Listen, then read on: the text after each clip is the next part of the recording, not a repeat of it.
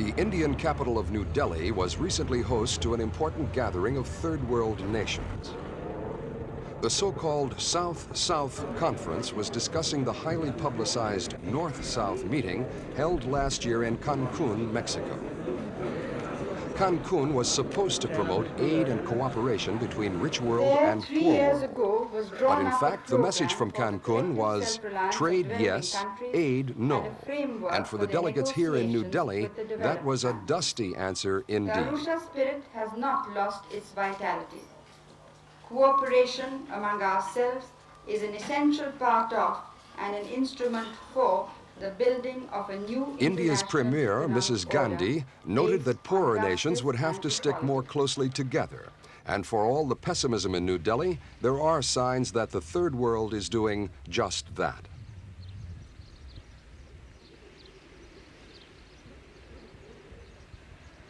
Already the nations of the South are helping each other. Among the donors, oil-rich nations from the Middle East, using their newfound wealth to finance development projects in other less fortunate countries.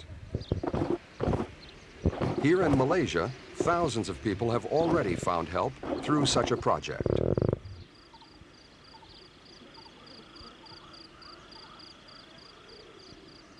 In the Malaysian jungle, the Pelong Land Settlement Project is in full swing. This particular program is being co-financed by Kuwait and run by the Malaysian Federal Land Development Authority. Here, large tracts of inhospitable jungle are being turned into rubber plantations where landless farmers will be settled.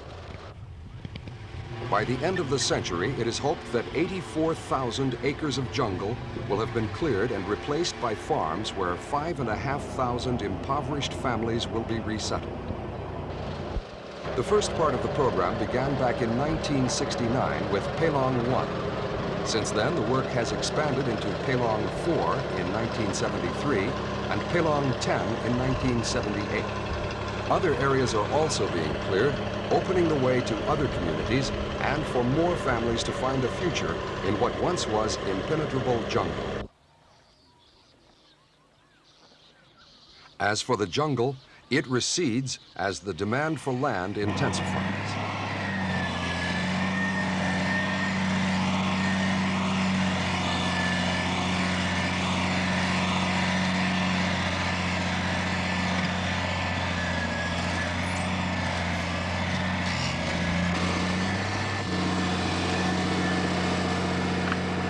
Gradually, acres of jungle disappear before man and his machines. First, the trees are felled and the timber used. The remainder is then burnt and cleared. In the second phase, fast-growing vegetation is planted to avoid soil erosion. Then row upon row of tiny rubber seedlings begin to sprout. The result? Out of the jungle, a new forest will grow, but one that man can use to his benefit. 6 months after planting, the seedlings are grafted with high-yielding rubber clones.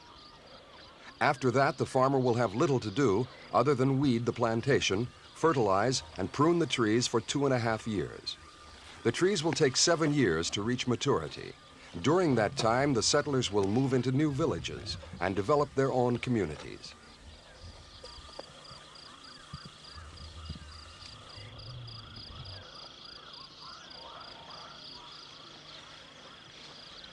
It is only when the trees are ready to be tapped that the farmers began to benefit fully from the program.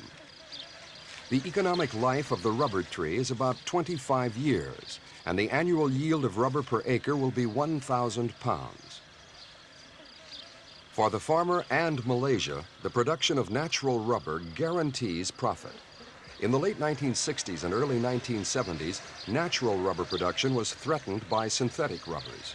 This is no longer the case thanks to the oil crisis and the phenomenal price increases of the last few years. Rubber production had been stagnant for several years, but now the problem facing Malaysia is how to ensure sufficient supplies to meet growing world demand. Because of the threat of synthetic rubbers, rubber plantation acreages had been gradually scaled down and replaced by palm oil plantations. Profits to be made from palm oil are 3 times higher than for rubber. But now the synthetic rubber threat has diminished, the Malaysian government is once more making an effort to expand its natural rubber production. As the world's largest natural rubber producer, Malaysia wants to increase production to take advantage of favorable prices and demand.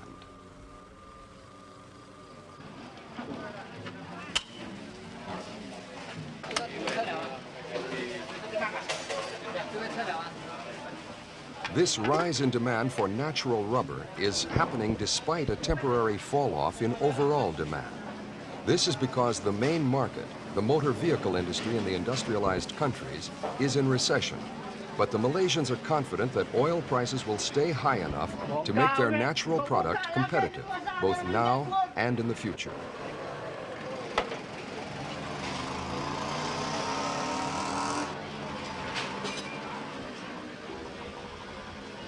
Natural rubber takes time to produce, so it can happen that demand and production do not match.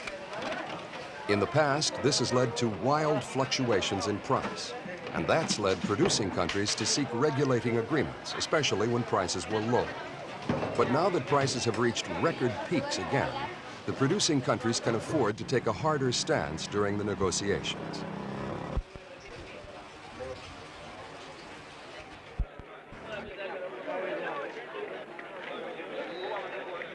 The Pelong farmers sell their produce to the Land Development Authority, which pays them current market prices. In their new life, once impoverished landless farmers can now look forward to profits 4 times higher than their previous average income.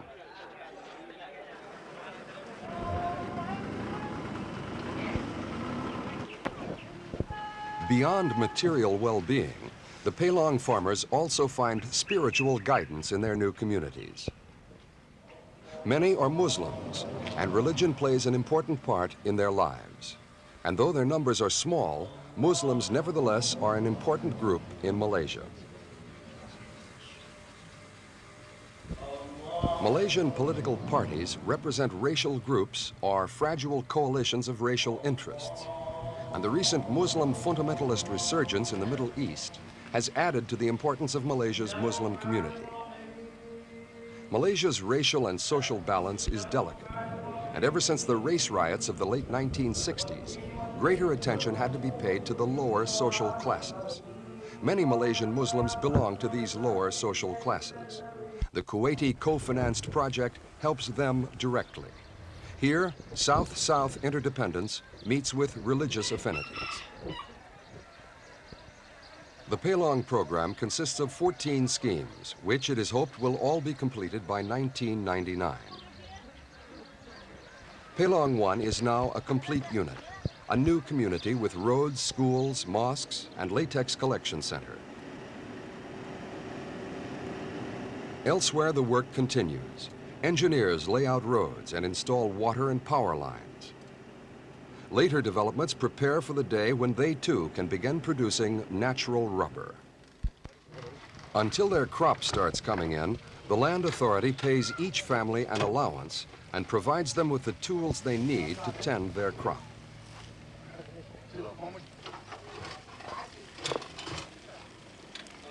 Each family on arrival takes possession of a simple unfurnished frame house, a quarter-acre garden, and 10 acres of rubber trees. While the rubber trees mature, the new arrivals set up committees to run village affairs and organize social and religious activities. As the seedlings turn into trees, the community also grows, nurturing a sense of identity. Those who come to Pelong are selected from thousands of applicants by the Federal Land Development Authority. FELDA officials give preference to large, landless families because the emphasis is on helping Malaysia's poor. The families who come here have a rural background, and the head of the family will usually be no more than 35 years old. But nothing is free. For 15 years, the Land Authority will keep $75 from the family's monthly income in repayment for the land, trees, house, and other facilities provided.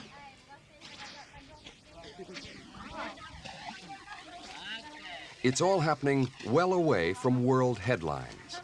But as the developed nations debate how much they can afford to help, projects like this are giving life a new meaning to many in the Third World.